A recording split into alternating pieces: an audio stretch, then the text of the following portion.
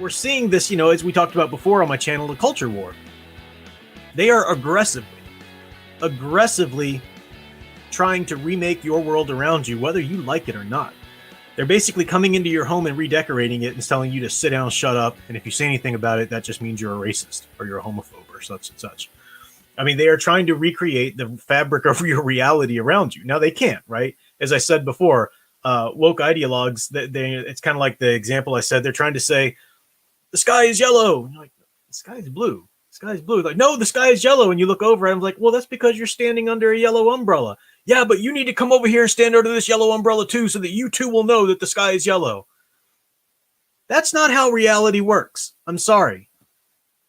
Two genders. There are two genders. There are two genders. There are two genders. All lives matter. All lives matter. All lives matter. Oh, gotta silence those people and cancel them. They're crashing reality down onto our little made-up world that we want to live in. And how are they doing this? How are they doing this? They're using our stories, our fiction, our mythology.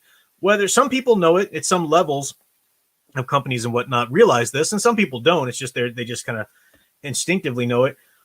But mythologies will change a culture. They will change a society. Mythologies, I mean, you can look at history and you can see when a society, look at Rome or something like that, or any kind of civilization. And as it, when it was thriving, there are certain commonalities in its mythology. And then when it's starting to fall and degrade, you can see those issues going on in the mythology as well. So mythology is very important. It affects, as I say, in the intro, is the mantra of my channel. It affects our society. It affects our psychology individually. It's striking. It's frightening how far they're able to go with this. At the same time, though, the other common mantra of my channel, you're letting them do it. You're letting them do it. You're letting them do it.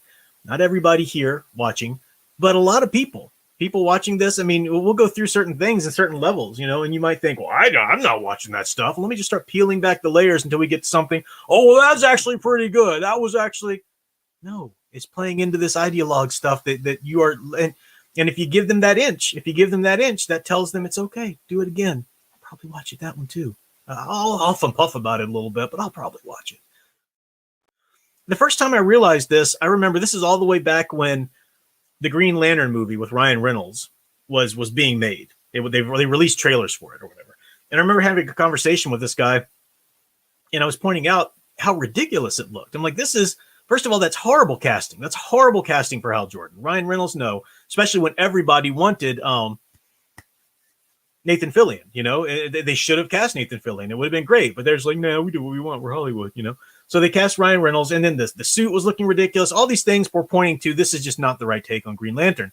And this guy that I was talking to was like, yeah, but I mean, if you make a superhero movie, I'm going to go see it.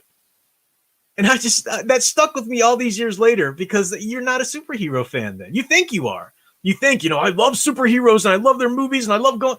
No, you are a fan of being a superhero fan. You're not a fan of the actual stories. If you were a fan of having good, strong stories and the effect that they have on us individually and in a society, then you would stand up for good stories and you wouldn't just go support anything. You wouldn't need the latest thing with the emblem of your favorite hero on it.